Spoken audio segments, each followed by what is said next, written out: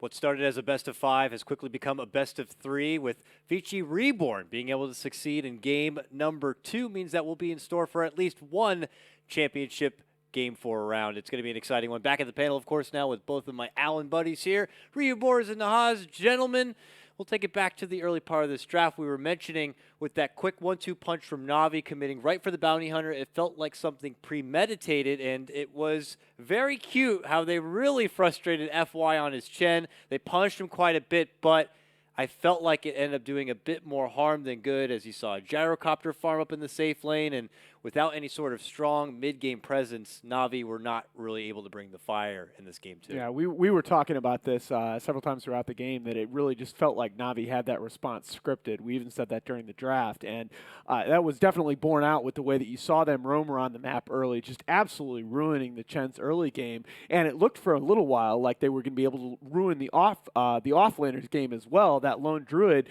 they had a really strong rotation, very, very heads-up play by Yang. Immediately saw that rotation coming, ran to the side chop, bought a TP scroll, TP back to his own tower. Yeah, because he didn't have Savage Roar at that time, so that was the only way he can get out. There was no creep, there was no stun coming in, no troll. He would have needed to have a troll there, right, so he can be able to catch up for art style on his Enchantress, but he didn't have it, so there was nice heads-up play. So he wasn't punished in the offlane. Meanwhile, on the other side, General's Puck, he did not have a great time in the offlane. He got gone on by the Lion twice early on, got killed. They tried to make some big plays. I think the big turnaround for Na'Vi after that, probably around the 8 to 10 minute mark was when, we saw ZYF get really aggressive on his gyrocopter and they pushed that tier 1 tower top, and then we saw all mass TPs in from Na'Vi. So it was like, okay, you're doing good now, Na'Vi, but then afterwards it started looking like, okay, well, we have Mikasa now. And so this is what we should start talking about is Mikasa. Yeah. His shackle shots this game were probably the best we've seen all tournament, hands down. His initiations were on point, catching everybody out, and that's what a Wind Ranger is supposed to do. You're supposed to go for this quick Blink Dagger after either your Ags or your Maelstrom and go around solo killing everyone, and that's what he did. Well, I mean, two things that we had talked about, right? Na'Vi, if they've had a problem over the last couple weeks coming into this tournament, it's been making that transition from the laning phase into the mid game. And then Mikasa, yeah, if you can get him out of that laning phase, he had a big play in the last game, a Sonic Wave from the high ground into the Roche pit, and like you said, once again, having an impact in the mid game in this one. Here we'll check out, of course, the match highlights there, brought to you by the Score Esports. You saw an attempted interception from Na'Vi in that Roche fight, does not lead to successful, and now we see VG.Reborn making their first hurrah. And my God, what a beautiful stun there from DDC. Yeah. You don't want to be doing the first phase bans on the line, but every time you're going to let it through, VG.Reborn are going to be picking it up, and they show you in these games why they love the hero so much. Yeah, the Lion Ravage has almost become a meme, but that was a real one right there. Yeah, as well as the shackle shots. So, I mean, we just saw right there, too, from Mikasa, just to top it off with shackle on Ditya as well as General. They do get this kill on the Wind Ranger. That's good. They're kind of stalling now from Na'Vi. I mean, last game it looked like VGR kind of, they had a really good chance to win it. This time they were even in a better position, at 41 minutes, just because they had the things to fall back on, right? This lone druid that's out of control. They have nothing really to stop him. You also have, the gyrocopter from ZYF, pretty much the MVP this game, for me at least. I don't know what you think about who was for you, Nahaz. I mean, he had such heavy kill participation at the start. I mean, at least the first 13 to 15 kills, he was involved in all of them. Like, it's just obvious that they rally behind him or he rallies with the rest of his team. And you just can't argue with those numbers. I mean, over twice the damage of anybody on Na'Vi, almost twice the next closest player on his own team. Just taking a page out of the CDEC playbook right there from, as we saw from TI5, from Aggressive at TI5, just so involved from start to finish. And again, at a phase of the game that Na'Vi has shown a little bit of weakness. But the offlane matchup, yeah, I thought you were really on mentioning that. I think that kind of defined the game. General maybe a little bit outside his comfort zone on the puck. And, yeah, if you can get that lone druid past the early game to the point where he's going to come online, he's going to give you a huge advantage in starting the late mid-game. I mean, do we all agree on that? I mean, the commitment to make a go for the puck in the offlane, it felt like Na'Vi, yeah, they needed some way to add some lockdown to their lineup, but was going for the puck in the offlane just a touch too greedy for Na'Vi this time. And do you think it was something they had premeditated or just something they found convenient when the Invoker was still out there at the end?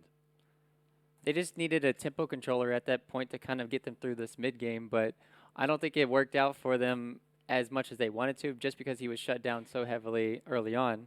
It's hard for me to fault that too much because, as we were mentioning at several points during the draft, the pool of offlaners was rapidly shrinking, and you're in that situation. You have a chance to get at least a decent tempo controlling offlaner, though your player may be a little less comfortable on that particular hero, and you have a chance to get Dendi on his Invoker in the mid lane. It's hard to second guess that too much, but it definitely didn't work out. I think the biggest thing from this game, as well as last game, is where did he rotate with his Enchantress for art style. We saw it last game how he constantly went top lane, helping General on his Void. This time we didn't see that. Puck was punished heavily because he was against huge disables in the Lion, and then he wasn't able to really do anything. ZYF got out of control. That's how we saw, gyrocopters get punished early on. We saw with the Broodmother, you rotate to his lane early and find kills on him with your Enchantress. This time it didn't happen. They put more priority in the Chin, shutting him down, in which case he wasn't shut down. So that's why everything just collapsed for Na'Vi. Yeah, I really think that's an excellent point. I have tended to articulate it more as a dual lane, as in art style and general go up there with two heroes, but even just with art style roaming up there, art style and general have been able to control that Radiant top lane so consistently off the Radiant side for Na'Vi, and yeah, you just didn't see that this game. General got left on an island and just wasn't able to have the kind of game impact we're used to seeing from him in this tournament. And that's just more because they wanted to put so much more attention onto FY and his Chen, so was it just the Enchantress got too preoccupied with that? That seems a little uncharacteristic because for Na'Vi. You have the Bounty Hunter already, so it's like you don't need two heroes to overly commit. They did get that nice first blood, but I think helping General at least, because this is the one time there he needs help in the offlane as the Puck against the Gyro Lion, and he has to be your tempo controller in the mid game. So I think that would have helped out Na'Vi, because the picks, I don't think there was any picks or an outdraft this game. It was just kind of a little bit of execution there from Na'Vi a little bit on the early game, because that's what they want to have, right? You have Enchantress, you have Lycan. You need to get an early game advantage so you can, take all your objectives, take Roshan, and then kind of win the game from there. Yeah, I still feel if there's an adjustment for Na'Vi that you think about picking up your offlaner a little bit earlier in the draft. I think. Would you ban out Gyrocopter now and Sven 1-2? Well, then you're going to be leaving out the Doom. No. I think I'm still the Beastmaster. I maybe think about swapping out for a Gyro ban, but there's no way I'm letting them have Doom. Beastmaster was banned by VGR. True. So they thought, okay, well, maybe they wanted to get General the Beastmaster this time, and they were going to change their strategy completely instead of getting that Enchantress. I just feel like Na'Vi is a team that one of the things that they really like to exploit is that they have very heavy snowball potential in all three of their core players, and I feel like you give them a Doom, you give them that free option to shut down your one snowballer if you get one player really far We out talked front. about adjusting, though, so I still think maybe Na'Vi can adjust, and should they adjust, we'll have to find out here soon. And yes, the game will be loaded, guys. Let's get underway. You said it great. Let's go ahead and hop in. It's time for game number 3, our grand final matchup, VG.Reborn versus Na'Vi. And this time, well, Na'Vi again, same two bans we've been seeing from them pretty much throughout all of their matchups against VG.Reborn. They rid of the Doom, they rid of the Sven. VG.Reborn, they say, we're playing fine. The same game. Yep, you go for that Enchantress, we're okay with that. We're going to ban out the Wisp and the Beastmaster once more. Now, will Na'Vi go for the Enchantress again, or will they change it up? They could. Okay, they're going to go for Nature's Prophet first. I like this because it still leaves jungler, and if you're VG gaming right now, you're not going to get Enchantress and Chen. Yep. And that kind of screws them over, right? Because now Na'Vi, they can get it themselves as the second pick, and that leaves up everything. So this is Na'Vi just saying, like, yeah, that's really smart of them right now. Yeah, I think that the Chen pick loses a lot of value for VG.Reborn with the Nature's Prophet already on. I feel like proper use of Furion in the early game really limits the extent to which Chen is able to get off to those deep pushes. Now, VG Gaming, do they snag up the Enchantress for themselves? Maybe an early grab on the Earth Spirit if they want to add pressure themselves towards the mid lane? I think a Lion Ench open is absolutely... Got to get that Lion in there, of course. I mean, Lion Enchantress seems my other Alan is right today. I would agree with him. I mean, we didn't acknowledge it as well, but these teams are just adamant about sticking with Na'Vi first pick Radiant side and VG.Reborn Dire side. If you don't pick one of the two junglers, Na'Vi will, 100%. And I think Na'Vi might pick Chen regardless. yeah, exactly. But so you at least need a jungler yourself to combat Na'Vi right now. And it's another problem, too. They could still go for that bounty hunter that does have success. So they're like thinking, I was okay, just about to say that. Good they're call. going to like, what can we do now? We have to, you know, go one, maybe Lion Gyro. Okay, I'm sold if Lion and Gyro are the picks for VGR. I think Ench Lion is better than. Yeah, you can't really argue with either of those opens. I like it.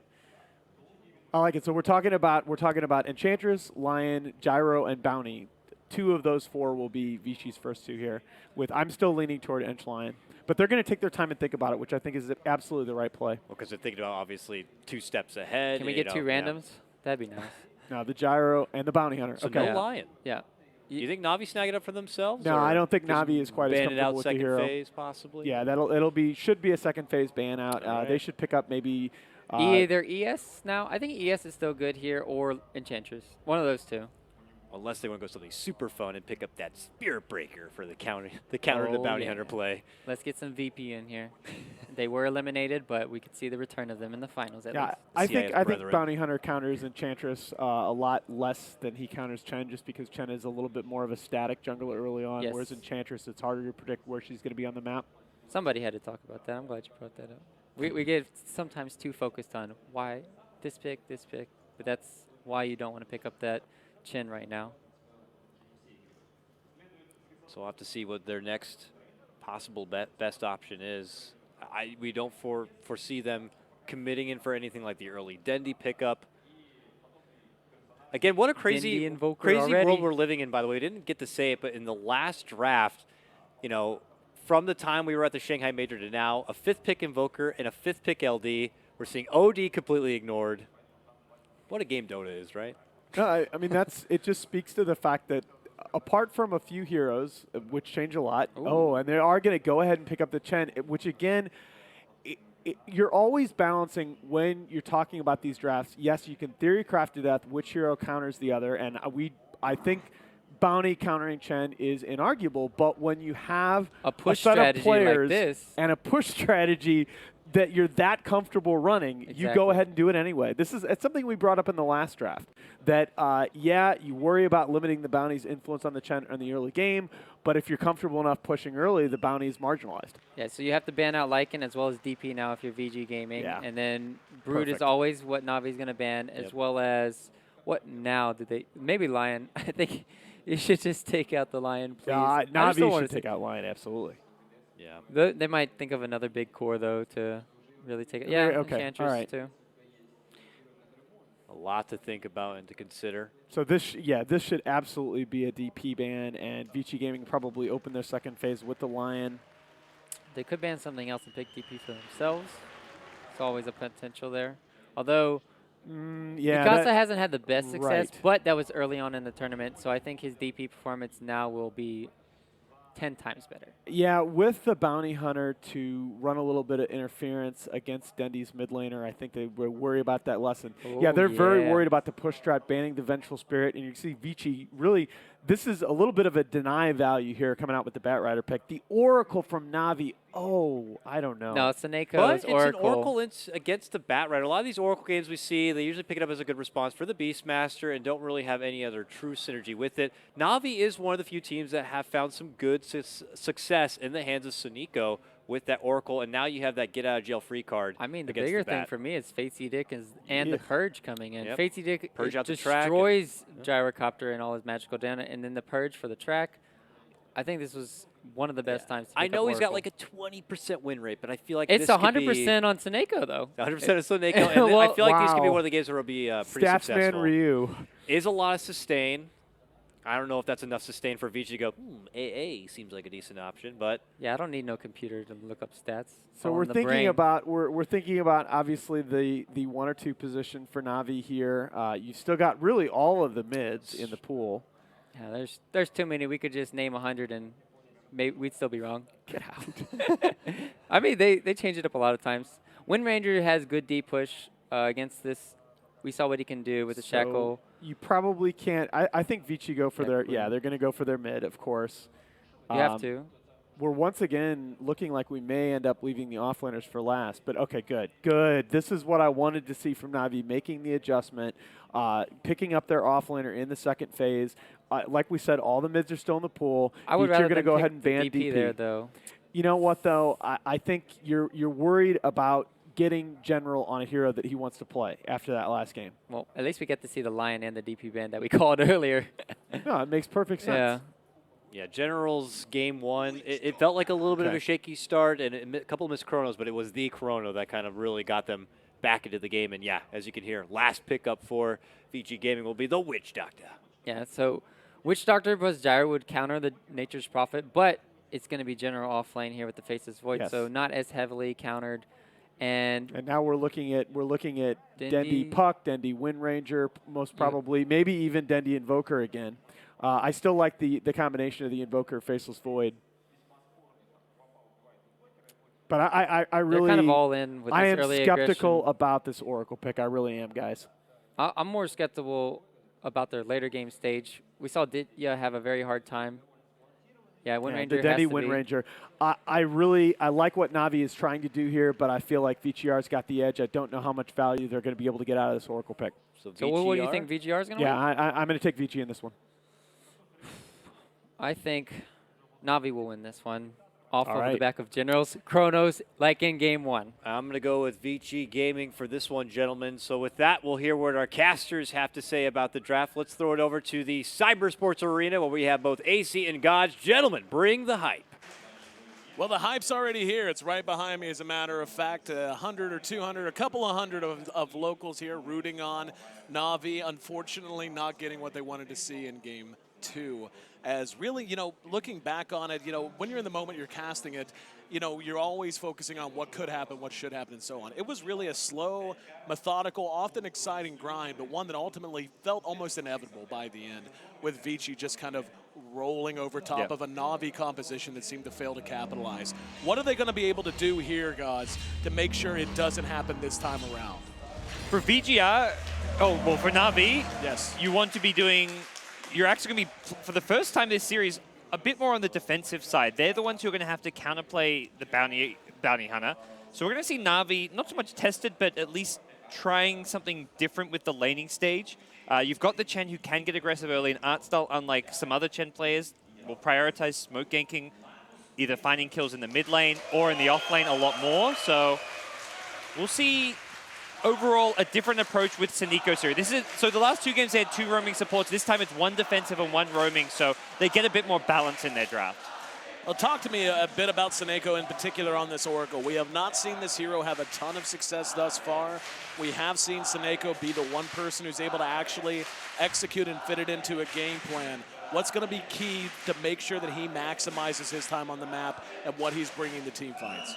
It's all about his spell usage, using the Fate's Edict at the right time to block the burst magic damage coming out from the VGR side, purging off the tracks continuously, using that false promise to counterplay the Batrider Lasso.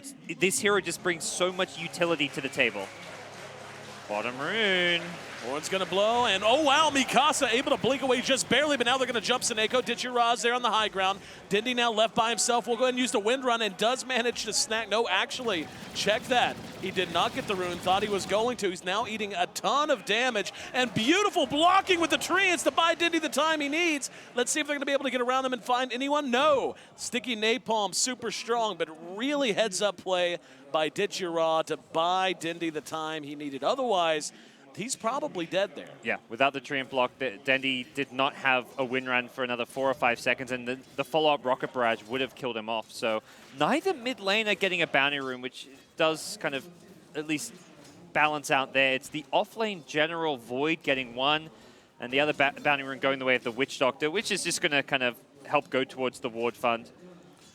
While we got a minute, things seem relatively quiet. We'll take a look at who's handling who. It will be, as mentioned, Seneko on the Oracle. He's going to be hanging out here in mid. Chen will end up being played by Artstyle. Let me check in down at bottom because it looks like this seems like a very deadly lane. FY's, yep, they're going to go on him. And Ditchiraz in a lot of trouble. He will be the first blood as DDC with the range of the Witch Doctor. And combined with FY and End, of course, get on the board first. We'll finish our run through quickly as we can. Dendi the other mid hero, the primary mid hero, standing there next to Seneko for Na'Vi. Ditchira, who we just saw give up first blood, farming the safe lane, and General out in the off lane, as you had mentioned. Bounty Hunter played by FY. It will be Yang playing on our Bad Rider, doing what he can to try to make life hard on General, and now Artstyle as he's rotated his way up there. It will be DDC, as we saw, getting the first blood on the Witch Doctor, with End playing on the Gyrocopter 3 games in a row now, and Mikasa, who has been a real surprise in terms of how well he's been able to play, given he's a stand-in, back on the Queen of Pain, back in mid. Yeah, he's been very impressive. We'll see the first kind of movement come out from the supports on both sides. FY looking for the courier at mid. Now going to look to secure the 2-minute rune. And Seneko gets the rune, but may pay for this one. Yeah, let's see if they're going to be able to bring him down. FY is flirting with disaster. He's got 1 second. No, the shackle. That's so well timed. It's ridiculous. And now Mikasa's on the run. Has a blink in one. No, they got him too.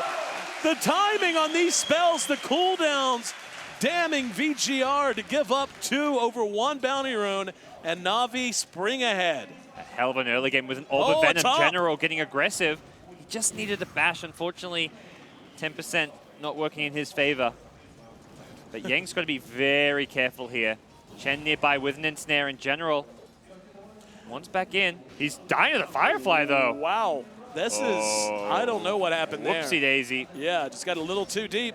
Artstyle's there. He's trying to bring down Yang. Will not be able to get him. And now the Prophet's going to come in. Ditchira, one more auto attack will bring him down, but it's going to cost them their chin. And FY going to give Ditchira the what for on his way out the door anyway. FY's going to be careful. He's going to be netted from behind, eating a fair amount of damage. You can't mess around with Treants. One more auto attack will do it, and he does manage to double back. Sentry. Oh, he jukes the Sentry. What a play from FY. He predicts the Sentry placement. And then he goes back in and secures the kill. Oh my God. He's going to now run for the creeps if he denies himself here. Okay, I thought maybe he was going to try to. He may still do it. He's going into a corner. He wants the Shadow Walk, and there's no detection. Oh, FY's going to make it out. Are you kidding me? Now he probably will deny himself. May choose to not do so because he doesn't want to lose some money, and he can't spend it. Oh, he can spend it, but he wants to buy Arcane Boots most likely. After those plays, man, he can take the stride of pride all the way home, and I don't think anyone's going to question it. And that's such a big deal for him. He's already level 3.5 now. He's going for the courier snipe, of course. You're like, No way. If you're a Na'Vi, you're thinking, we don't have to micro this courier taking into account Bounty Hunter because, no way. Bounty's low. He's not active on the map. Oh, he is now. He got the courier. Are you serious? FY got indeed. Now he finally goes down. He's earned a 17-second rest. He's going to get his stripes. Oh, General's in trouble. Has to time walk off a fair amount of damage. Let's see how deep Yang wants to go. Actually had General down to about, I don't know, 150 HP or so. But pretty annoying playing against the time dilation as a Bat Rider. So he'll be back. But this is damage on the tower. He takes out the creep wave. But Dendi rotating up here with a double damage rune. Yang in trouble. And Yang out of position and out of time. As General and Dendi combine to secure the kill. 5-4. Another one of these matches, man. 9 kills. We're averaging just about 2 kills a minute now. And the action not done. Artstyle smoked up towards bottom lane. Navi's very much taking the approach of, our lanes aren't going great, but let's find kills to try and turn things around. DDC waiting along with FY. DDC caught by Artstyle. And he's going to get the cask off. And Artstyle overstepping himself a little bit there. DDC did take a fair amount of damage, but the roar from the crowd was a Dendi kill onto the Queen of Pain as well, which we didn't catch, but a big pickup for Dendi, who is now 3-0-1. Phase boots bottle 5 minutes into the game. Mikasa not having a good time with his second death and just 10 CS on Quap. Quap is not a hero who plays particularly well from behind. Another shackle. Dendi. This one's just styling, I think. And Dendi going for the 3 points in shackle shot build doesn't have great ability to farm the lane, but his kill potential, Mikasa, when Oracle is there, is fantastic. Because Oracle something out to take some pressure off. You want to help your mid, but you also want to make sure he maximizes his farm and XP growth, because you want that level 6 Sonic Wave. So Mikasa's catch-up best comes from finding kills. Don't you? I mean, you have to figure something out to take some pressure off. You want to help your mid, but you also want to make sure he maximizes his farm and XP growth, because you want that level 6 Sonic Wave. So Mikasa's catch-up best comes from finding kills, and to do that, he needs level 6. So you can't just dual lane the mid lane if you're VGR. You want to give Mikasa the solo XP. Seneko in trouble down in his own jungle. VG is doing such an amazing job of just taking control of this bottom lane. Dituraw even. And just look at their warding even, how aggressive they are. They've got one back here, and I just heard another shackle attempt. Yep. They've got one under the tier 1. They've got one back now near the easy camp, near the pool camp in the Radiant side jungle, and they've got one watching the other side of Navi's jungle. Yeah, they see everything on the map right now. Fantastic vision, and they're even avoiding the sentries, looking to de-ward these. So next moves, really at this point, again, with VGR, the playstyle revolving around and ZYF on the gyrocopter. He's the one who can get active, find the kills. Dendi again at mid, hits the shackle, the follow-up from Seneko, providing the damage they need, and Mikasa, 0-3. The death's starting to add up, and he has less CS than Chen. Yep. Every death is just more weight falling on the shoulders of ZYF on the gyrocopter. I mean, this is really, just like every other game, man, it's tight. Where one team is succeeding, the other and the other's failing. You flip it around and say, okay, Na'Vi, they're getting kills, they're doing a great job, but VG is doing such a good job on capitalizing any mistakes in position that Na'Vi make even in their own jungle. Now we see Dindy's damage should go up a bit. He's got his phase boots up, certainly his mobility will be going up. And I really want to see what Vichi's going to do to try to help Mikasa out. I mean, swapping lanes is a help, but we're to that stage now. Coming up on 8 minutes, we see the Chen is very close to level 6. He's about 5.5. Navi's going to be able to start marching around and dictating the pace. Yeah, absolutely. And it could even become a smoke opportunity for them around the Chronosphere if they want to. The Purifying Flames, good damage as mentioned.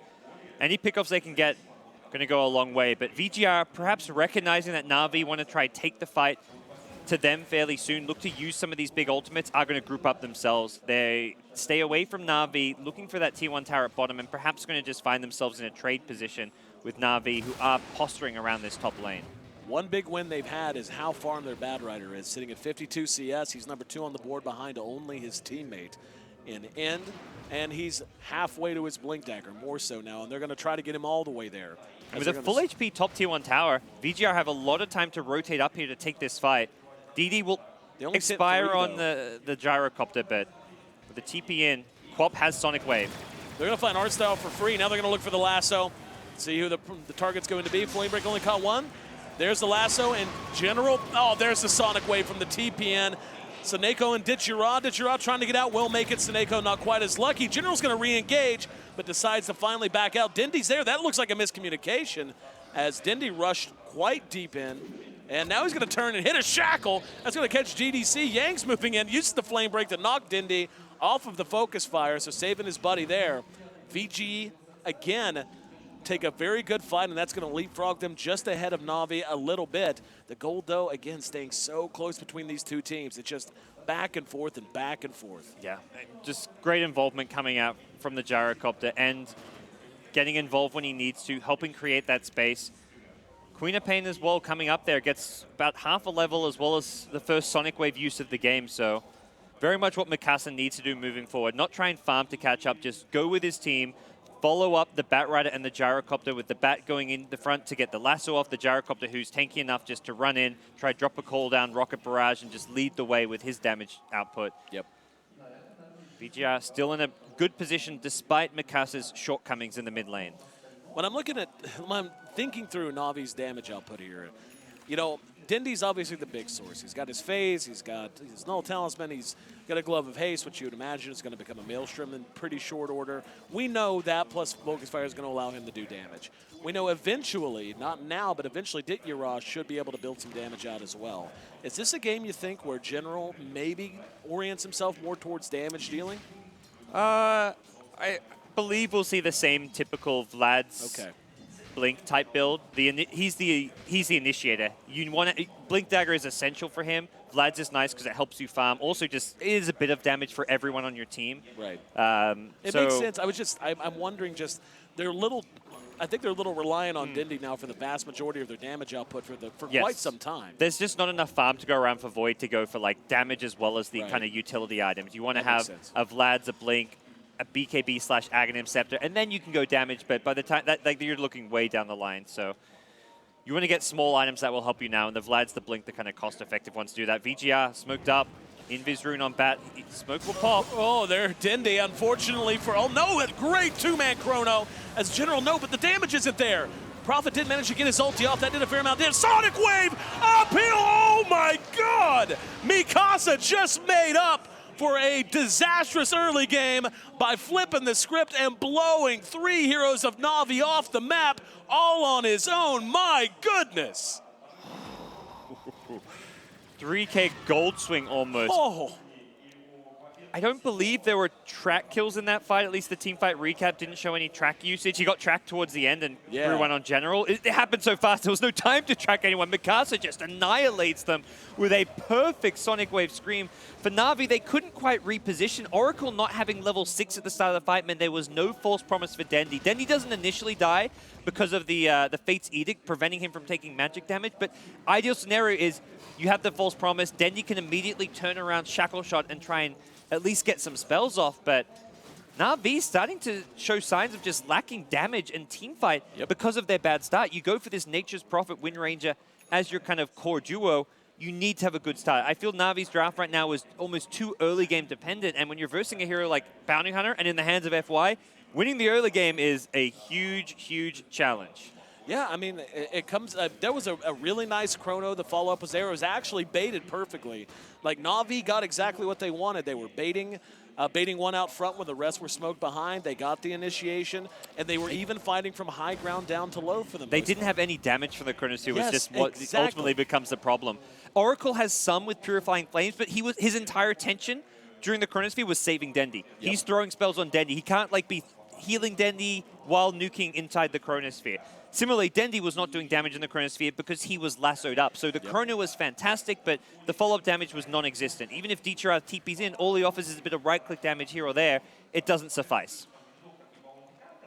Well, Na'Vi's got to figure something out because this is a hole that's only going to get deeper. The mech is nearly done for art style. That's going to help them a lot. Yes. They need the mech. They need to have false promise. If they false promise Dendi there and have a mech, it means he gets a double heal. Oracle doesn't have to worry about throwing his spells defensively. Dendi gets to do damage during the Chronosphere with Focus Fire. Also, the Chronosphere can set up a good Shackle Shot to follow, so that fight can go very differently if they have mech plus false promise. So Na'Vi shouldn't be too concerned just yet, but they are being out-farmed. That's probably the bigger concern. Well, what's becoming a concern for me, too, is, I mean, like, just when you run it through your head, everything you just said is so beautiful, and Na'Vi's certainly capable of doing it. I'm sure we'll see them do it. But VGR has 2 heroes that you cannot afford to not chrono in that situation because you have to deal with the call down. You have to deal with the Sonic Wave, as we just saw. And you could even count the Witch Doctor among that, too. So you're talking, it's not just enough that you hit chronos. Hang on, FY, caught by a Sentry. That's a great kill for Na'Vi. But it's not. It's also not the fight they were hoping for. And, yep, Seneco's going to end up dead as well. There's going to be the chrono. Nobody's there. Here's the call down again. Artstyle going to eat the brunt of it. And in doing so much damage, they end up bringing down Artstyle. It's going to be a 2 for 2. Possibly not done. DTR being chased down as well now. Yeah. And again, like I think 2 supports, not what Na'Vi want. They smoke and all they catch is a bounty hunter. VGR can just say, okay, you got our bounty, we're going to disengage. But they're like, hey, we're actually much stronger than them. Let's actually find these pickoffs and go in for a fight. And that wasn't even with Sonic Wave. Yep. And that's exactly the point I was making was they didn't catch the gyro, so cooldown screwed everything up. And that's always going to happen unless they're catching exactly the right heroes. And for Na'Vi to be okay, we talked about how a fight needs to go for them with the false promise against the lasso, all the damage being done in the Chronosphere. That's the problem. Everything has to go perfectly, otherwise they don't get the damage they need dealt. For VGR, they have a lot of contingency plans. They have a Quap with Sonic Wave. They have a Gyrocopter who does damage. They have a Witch Doctor Death Ward, which gets Yang the kill. in trouble. Oh, he missed the Sprout. Now they're going to be able to turn it. General, they're going to be mech'd in the high ground. Sonic Wave again. That time, it did do good damage, but they lose end in the process. Don't know they're going to mind, as Seneko should end up dead here. And yep, they do end up trading away and catching a couple. Oh, if they get General able to time walk the damage. Mikasa right there, though. Looking for the bash, not able to get it. Mikasa's godlike. How? Oh. He's going beyond. And now is he trying to give it to him? He is. Just letting him hand it to it. That's a full 5-man wipe. It was drawn out, but it's effective nonetheless. And Okay. what more can you say? Mikasa, the stand-in, the coach, taking off his jacket and showing the players how it's done. I mean, this game is just a great lesson for like players out there who like go on tilt a bit after a bad start. You can never give up in Dota. You're 0-3 with 10 CS at like 10 minutes in the game as a mid laner. Doesn't matter. Mikasa is the most farmed tier in the game. He's 9-3. He has had a miraculous turnaround as far as where he stands in this game. Just by getting involved in these fights, in these kills. And Na'Vi in trouble here in game number 3. Top tier 1 looks to be the target. FY, he's also the target for Na'Vi. Gets caught out. Ultimately, these bounty hunter pickoffs are not too big of a deal because that's his role. He wants to be scouting out deep in the enemy jungle, finding out where Na'Vi are. If he goes down to like a 4-5-man rotation, no big deal. In this case, you even find the T1 tower as an exchange. Even if VGR just get nothing except scouting information, bounty hunter's okay with that exchange. Let's see how deep VG want to. Oh, there's going to be a solo chrono. DDC is there trying to buy time. You're going to come in, and End should end up dead here, and he will. Artstyle there to help him out. This is a great double kill for Na'Vi. This is the kind of thing they need to be doing. Much preferable to, like you said, those solo bounty hunter pickoffs. Yeah, big initiation. Great play from General getting the Chronosphere, and Dendi with the follow-up shackle. All the pieces coming together with that fight. Crowd's starting to feel a bit revitalized now. Yep, all right. Game 3 not over just yet. Speaking of the pieces coming together, Maelstrom, now we're beginning to see that issue of sustained damage begin to be resolved at least a little bit. Yeah, everyone wants to just get what cost-effective damage items they can get now. You don't want to build up towards something too late-game oriented. Even a Maelstrom on Dendi as well. These items with inside the Chronosphere really help give you a bit of extra oomph, which they have been lacking. One of the more cost-effective damage items in the game at this early stage. And Mikasa has an Orchid, though, so game gets a lot harder for the Void specifically. If you can be fast with your fingers in Mikasa's hands when the Void tried to initiate, get the silence on before a Chronosphere, he could just go down. But that's where the False Promise comes into play. The False Promise, not just a counter to the Batrider Lasso, but can also be used against that Orchid. Do want to point out, speaking of the Orchid, top of the net worth, guess who? Mikasa. Yep. Absolutely crushed. Had what? Was sitting at like 10, 15 CS at like 8 minutes out of mid or something ridiculous. Had died 3-4 times. And something you highlighted earlier on was just how farmed and how well Yang is doing on Batrider. He's in the top 3, almost as farmed as his teammates on the Queen of Pain and Gyrocopter. Blink 4 staff, boots of travel already done. Yeah, global presence is there, and with a bounty hunter who can get active, the track kills is something that's... This is bad news. They're going to jump Seneko. Dityaraz there. They're going to focus him down too. Rocket Barrage doing great damage. Flame Break's going to knock him out of the TP channel. And that's a big double kill. And beyond godlike is Mikasa. Like, what can you say? I mean, the guy has made play after play, adversity. Guy eats it for lunch, no problem. It's his gazpacho here in Ukraine. His Sonic Waves this game have been immaculate. Yeah, it really has. Always the right position to be in. He's just hit 3-4 heroes time and time again and finds Dendi. He may actually solo kill Dendi. Oh my God. He says, yeah, what you did to me mid lane, how about that? Let's see what really matters. 20 minutes in the game, Mikasa 11-3. You know what they say, you can't be a god unless you slay a god, and that just happened here on that god's home turf. Mikasa piling it on up to 3,300 extra gold hanging out, and the rich get richer as FY. Did he miss him? Yeah, FY just... Maybe like the exact worst possible time, or he's just going to ward there. I didn't see the toggle vision, so. No, I didn't see it either. I think Artstyle just by pure luck, otherwise that or he's just... Yeah, there is a chance if you like cross paths right on the wrong side of the trees when one's going the other one way, the other's going the other, you just completely miss each other. But this deep ward scouts out the entire Na'Vi squad, but trying to de-ward is Artstyle, and he's going to pay the price. There's going to be a call down. That's going to be up at the high ground. Seneco's going to be one paying for that. There's going to be the follow-up Chronosphere, though. Gino trying to go to work, but Mikasa, beautiful positioning right outside of it, buys the rest of his team all the time they need. Ditya caught by the Orchid. He's going to end up dropping, just shy of making it downhill. And this is just beginning to get very lopsided. By the way, we've got 39 kills in 20 minutes, man. Like, we've continued to stick at that 2 kill a minute pace. This is a true throwback kind of a game. It's been just fast-paced game after game. We had Na'Vi running the dual roamers 2 games in a row. This time around, it's the bounty hunter for FY, as well as the constant fighting gyrocopter, just setting a very fast tempo. And Na'Vi, despite having the defensive support in the Oracle, just have not been able to prevent VGR from storming all over them when they get those Batrider blink initiations. A little surprised they didn't fall back to just do Roshi in there. They are falling back. They don't have the best damage for it is the main concern. No minus armor, no vent or anything, and Gyrocopter is one of the worst kind of carries to take Roche with as well. Quap in the mid lane doesn't offer much, so I don't blame them for it. It's such a risky move. You group up there for a Chronosphere, well, Chrono on cooldown for a bit longer. It's just a waste of time too. You farm faster taking the map. Right. You farm faster getting kills too if you can find those with track. Why is it they haven't been focusing, stacking the Ancients as much? I mean, you mentioned Gyro not great for Roche. He certainly is great for to take Ancients and so on. He wants to just be active on the map, and unless you go for the Helm of the Dominator build, you don't have that ability to actually stack those Ancients. And the Helm of the Dominator build makes you weaker at fighting, so he wants to have the best possible aggressive fighting build, which is going to be that phase SMY into BKB. So he doesn't want to stop off at the Helm of the Dominator. Doesn't give him survivability in the form of HP, which is what he kind of needs to survive against the Chronosphere. So with the exception of when they're just in the neighborhood, which it looks like they were once, they've got a double stack there, they're not going to be able to stack those Ancients too often. BKB and Greaves done, coming out for End and FY respectively, and they are ready to go fight. Their Batrider split off the top. They'll slow down, look to hook up with him near this tier 2 top, I'm sure. And, I mean, just looking at the inventories, they are just... General needs to not get silenced. Oh, good FY chrono. Caught Mikasa. And here's going to be the call down and the immediate use of the Orchid. General, again, the lack of damage is killing them. False promise. Buys him back. Now Yang will be caught. And that's going to be that's a pretty good pick for them. FY going to stay on Seneko.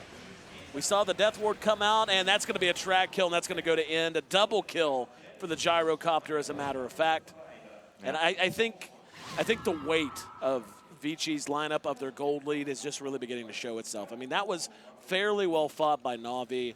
And like you said, we saw General make it back home with the false promise and the send back, and good decision making. It's just the itemization is so much. The heroes are too tanky. It's always Na'Vi just on the back foot, trying to find the best way to retreat and cut their losses. They're never like using the Chronosphere, like, okay, we're going to get some kills here. It's, all right, how do we not die? Let's use the send back, use our spells defensively. The Chronosphere was even itself used somewhat defensively because Na'Vi weren't in position to take the fight and follow up the Chronosphere with any damage output. So General jumping the gun a bit with the Chrono there. If he doesn't Chrono, he probably just gets orchided and dies anyway. So it's kind of like a damned if you do, damned if you don't situation. And Na'Vi, as a result, struggling to find openings into this game. Dindy spotted by FY is giving Dindy some harassment. He's going to run, actually, not even going to try to finish up getting the bounty rune for good reason. General will be TPing out, and not a moment too soon, as the Batrider was right there. And Dindy able to blink away as well before the Bat Lasso latches on. Trying to kill the Queen of Pain in the Radiant jungle, so ending the godlike streak for 1170. Whew. That's a fairly decent payday. Yeah, that's handy. You're still in a bad position, but that's progress towards turning this one around. And Void's Blink Dagger comes out. That's a key item that Na'Vi have been waiting for some time. Now, with this, they can be the ones who decide like where and when the fight happens. Up until now, when the Void has to walk his way in, you're vulnerable to the Orchid. You're often seeing him use that Chronosphere in a very reactionary manner. But having a Blink Dagger means they can actually be the ones taking the fight to VGR. And Blink on Seneko as well. That's going to help him in his survivability a ton. He's been picked off quite a few times, sitting on 8 deaths. He does have 6 kills, which is a testament to how well he handled himself, especially in the early game. But for the most part, he has kind of been food lately. So allowing him to get in and out of fights a little easier, big step, as well as the initiation advantages that you were talking about with Na'Vi. Yeah, so VGR have slowed it down a decent amount now, but Call down going to miss DHRI, FY. Didn't actually get the track off. Oh, he's got Shuriken toss. Oh, he couldn't get to him. Yeah, He had Shuriken toss ready. he went for the Janata hit before the track, and as a result, they didn't actually have vision inside the Sprout. Making Bad life luck. A bit difficult. Couldn't find that angle where you can peek through. Had the Quelling Blade, but nicely played by DHRI to get out of there. Missed kill opportunity, and Na'Vi just going to continue to sit back. They've actually farmed. Artstyle, like these jungle games he's playing, somehow the Enchantress, now the Chen, just accumulating all kinds of crazy good farm. And with now a Black Dragon as well as the Granite Golem, the ideal 2 Ancient Creeps to have, Na'Vi's 5-man gets a lot scarier. They still are a bit lacking in the damage department. They've got tons of sustain and survivability. The Oracle, the Chen, bringing that to the table, and these Ancient Creeps helping that out as well. They've just got to find a way to bring down VGR during the Chronosphere. And Yep, it's all the chrono. Like, it's like, yes, you hit the chrono, you let your ranged heroes do work from outside, you maybe get a fireball down on the ground. That chrono only lasts so long. They have to get so much work done in the 5 seconds, 5 to 6 seconds whenever he does hit level 16 that they're going to have. As of right now, I worry that they're going to be able to do that because, again, VGR, not only do they do good damage, but their itemization makes them tanky. BKB, Scepters, and on, just makes them a hard team to bring down, even in a window that wide. yeah, as like where things stand right now, I'm definitely sold on the idea that you mentioned, avoid going for a more DPS-oriented build. Following up the Vlad's Blink, these are the 2 essential cost-effective items. So from here, you can go into something like a Diffusal Blade, something which gives him a bit more teamfight presence and just damage output inside the Chronosphere, because Dendi, decently farmed, but not amazingly well farmed. DHRI, same kind of boat. He's gone for the more defensive route with a BKB purchase as well. As we'll see the first Sonic Wave. Mikasa with an Aghanim Scepter, not concerned about that cooldown too much, but first Sonic Wave in a while coming out from him. Well, for now, both teams just continuing to sidestep each other, and looks like Vici actually is going to commit to the Roche. We saw them duck in just a moment ago and rethink it and step out, and for good reason. As of right now, Na'Vi's not really in a position to get anywhere near them to contend. And a deviation from N's normal Gyrocopter build, going for the MKB over the Butterfly, wanting to have a way to basically kill off Dendi through the win run. Yep. Make that an unreliable spell for Dendi as far as defensive capabilities go. I love, I mean, outside of just that, the pure damage upgrade against heroes like the Oracle. The Oracle and the Chen are really good at saving others and saving each other, but they can't save others, save each other, and save themselves all at once. Ooh, So FY is walking into detection. Not going to get initiated on just yet. yep, now they're going to go. Very nice pick. As Dendi will take that kill. Reveals the fact there's at least a sentry there, and he'll have a good idea there's a ward. So they'll deward that with Yang's gem most likely. And look to regain some of that map control and also just jungle control. Their entire jungle had kind of been occupied by Na'Vi for a while, but they're going to wait for the bounty to respawn and just probably head back out with Aegis in their hands. They're the ones who will be able to control the flow of things moving forward. There you're off. Might get caught here by Yang. I don't think, yeah, he's going to go for it. He does have Mikasa behind him. Sonic Wave right in his face. Going to use the BKB. There's going to be the false promise. And now the rest of Na'Vi going to converge on the Vici. Mikasa will end up losing his Aegis. They have Chronosphere. Damage is there this time for sure. General getting out of his Chronosphere. Wants a second. Actually gets onto Yang, who blinks away though. So 1-for-1 trade, but the big kill on the Queen of Pain. A big 650 gold bounty going Oracle's way, and Dendi may not be done. No. Oh, how did that not latch? So close. DDC is going to be there to try to punish it. Sticky napalm's there. Nothing for that to bounce off of. There's going to be a flame break. Just knocks Dendi further away, and the death ward coming out too late. Yang is right on top of Artstyle. Does not have another flame break to get rid of him either. So Vici tried to get a return kill, but unable to do so. And Na'Vi just continuing to scrape and fight. And, you know, scraping and fighting, it's effective. They've just about cut the lead of Vici down to half. It's a pick-off hero there. That's 2 deaths on the Queen of Pain since getting this godlike streak, which has been 2 big bounties going Na'Vi's way. It's the Chen Ags as well, giving these big creeps, which have actually been used more to split push. We saw them take a tier 2 mid tower, so Na'Vi are getting a lot more out of the map now that they've picked up a couple of these items, and VGR need to be careful not to let this lead of theirs slip too much further. Na'Vi once again looking like they want to cross the river, and they're going to want to fight now. Dindy completing his BKB. And I'm trying to find ArtStyle's creeps. Does he even have any yet? Down bottom, there's just the 2 Ancients, it looks like. Isn't able to pick up any more Ancients anytime soon, so we'll see what neutrals he can get his hands on. Hellbear there, so. Well, let's talk about if you're VG. You've already given up a bit. You know that Na'Vi is beginning to build up a head of steam. They're beginning to shore up the issues as we saw in that last chrono. Even your well-developed heroes are not feeling that immortal anymore. They're able to bring them down with their damage.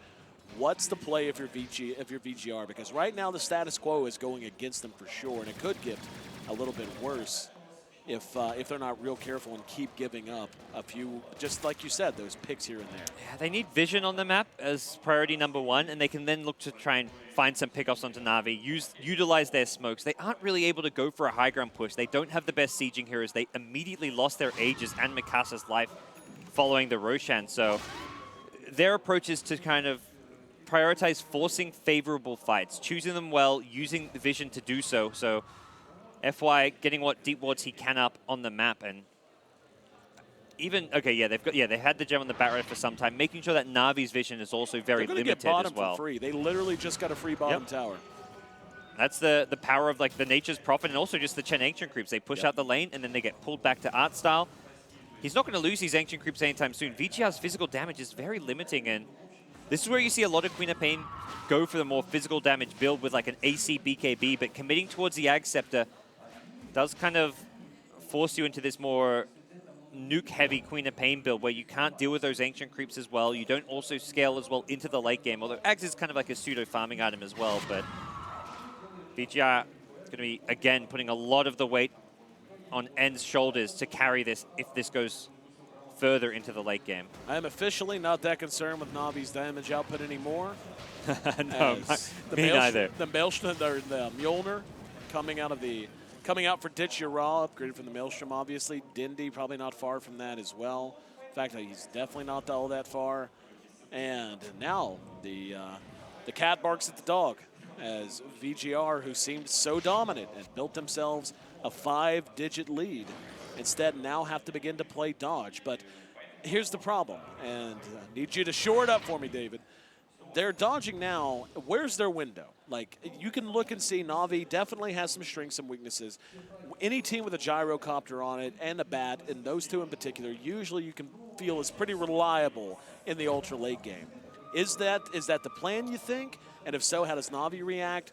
Or do they have to try to find a timing and find a window sometime sooner? There's no pressure for them to win the game anytime soon. Like you say, there's multiple windows for them if they can execute well with the Bat Rider. They're looking for those pickoffs. And late game-wise, they do fine. Like, Gyrocopter is farming better than anyone by a pretty decent margin. Nature's Prophet, when you get past that like 50, 60-minute mark of the game, actually has a very low win rate and does struggle to win those late-game scenarios despite being known for its split-push potential. Right. Very few teams actually do well with it post 50, 60 minutes. So for VGR, they're actually playing things slow, probably recognizing that they're actually just fine if this game drags, assuming they just don't give Na'Vi the big team fights with the Chronosphere. Na'Vi haven't got that real true late-game carry. They've got a Wind Ranger and Nature's Prophet as their core heroes, and that's something which will continue to be a struggle for them even as they build damage items on these heroes. There's going to be a lasso. Dichira, though, helped out by Seneko as he hits him with a false promise, and he'll make it back to safety easily. This blink for Seneko has really paid off numerous times, just giving him that extra mobility. And we're seeing this Oracle pick definitely justifying itself as far as just raw utility. Often a pick, I personally question him a lot, but this game is absolutely perfect for Na'Vi's draft. And just continuing to farm away. He did eventually go back and pick up that Helm of the Dominator we were talking about, so I'm taking a pretty big stack of Ancients with it. That basically tells the story of VGR's plan. Let's actually go late game. Yep. Not to say they'll play passively, but they are happy to recognize that late game their lineup does fine. Oh, this could be bad. If they manage to jump Na'Vi, and they will. No, the Shackle's there to interrupt it. Kono's going to be there, but a two-man Chronosphere. There we go, Mikasa. Finishing it up, and now Dindy trying to go one-on-one with Mikasa, has to get out of the way. Very bizarre fight as it was split up in both directions, and Na'Vi ends up losing too as Mikasa once again takes command and notches a double kill. thought for sure that fight was going to be blown up with the Chronosphere and with the shackle onto the Bad Rider, but then Mikasa just on point again. Yeah, beautiful Chronosphere, but BKB on Gyrocopter blocking a lot of the damage with the Maelstrom and the Mjolnir.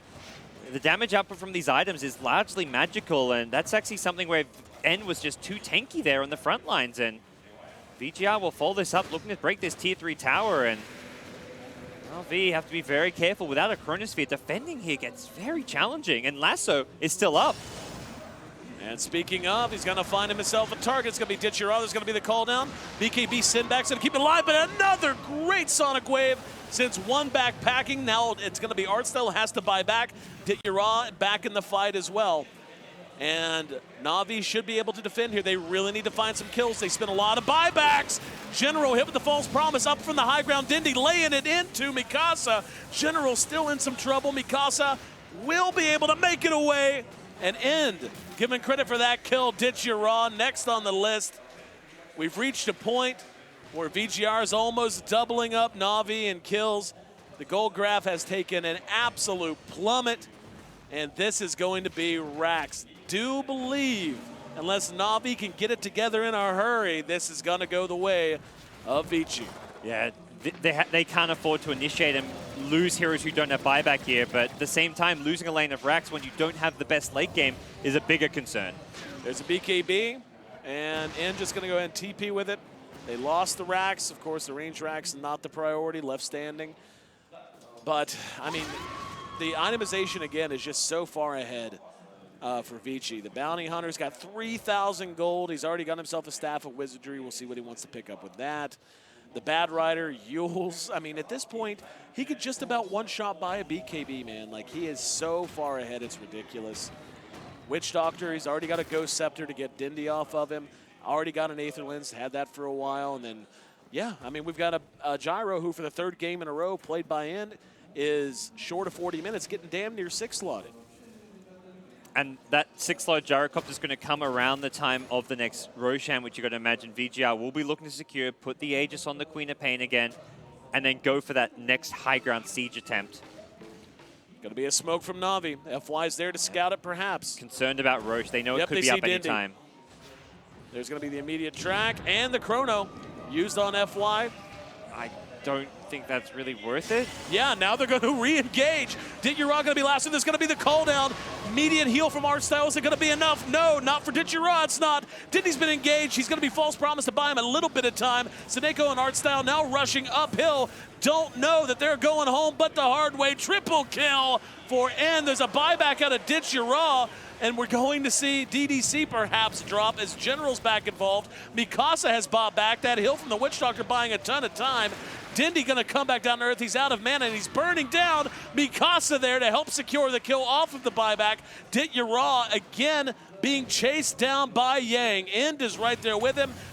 General coming in to do anything he can to buy time. It actually will be enough to get his buddy out of town, not enough to save himself, as he's going to be caught up with. Now he's going to try to TP away. Yules is there to prevent that from completing. And Na'Vi lose 4. There were so many buybacks involved in that. Including the Nature's Prophet, so yeah. It was at least 5 deaths on the Na'Vi side. Just the Queen of Pain buying back on the Dire side, and, well, here goes your high ground. No Chronosphere for Void. He's dead for 45 seconds without buyback anyways, and that is close to game over for Na'Vi in game number 3. Down 2 lanes of Rax. This is before VGR even go for Roshan, and Na'Vi's late game weakness is starting to show with their lineup. I think what it comes down to, and what the tail of the tape's going to be, is room for error. You know, we harped on it all game, and it never really let up. Was just Na'Vi had to have A lead to B, lead to C, lead to D, lead to win. And that's the only way it was ever going to happen. If they missed the gyro, it was going to be a call down. If they missed Mikasa, it was going to be a Sonic Wave, which we saw blow them up time and time again. And then, like you said, I think it's a very astute call. The investment of the chrono on FY, not worth it at all. And as soon as VGR saw that, they said, okay, that's fine. We got one track for Vision. We're ready to fight this out. Now, not far from an Aegis, Na'Vi moving in that direction. We'll see if they actually want to challenge this. They're going to try to catch them on the way out. Either way, the Aegis will be snagged up by the Queen of Pain once again. When the tracks start coming out, it's danger time. There we go. General grabbed out. False Promise right on point. Cooldown's going to be on point as well, though. Catches 2. Ends eating a lot of damage as his DDC. General just can't do it alone. Na'Vi, though, off of the heel, trying to re-engage, but once again, Mikasa saying, get out of my house, because it's Mikasa. Sends them packing with an ultra kill, and solicits the GG. For a split second, I'm sitting there like, whoa, perfect Chronosphere. Na'Vi, can they actually turn this? And then, oh, Mikasa shows up to the fight. Easy. It's almost like the perfect way for the fights to unfold, where Gyrocopter finds himself in a bad position, but as a result, Na'Vi, they group up around the Gyro trying to kill him off, and it just sets up the Queen of Pain. Every single time, Gyro's in the front lines, and it leads to these Mikasa Sonic Waves on 4 or 5 heroes. Yep.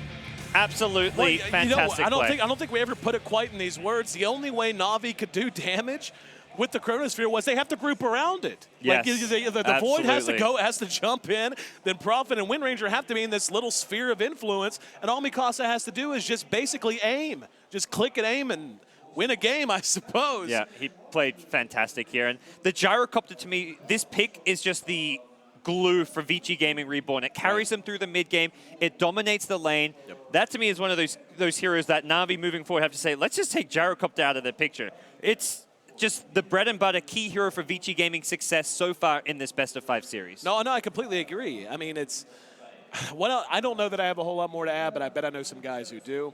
That's going to be our panel. They're going to be back to give you their rundown and their preview of Game 4 right after this short break. Stick with us. We'll be right back. E-gaming bets. We accept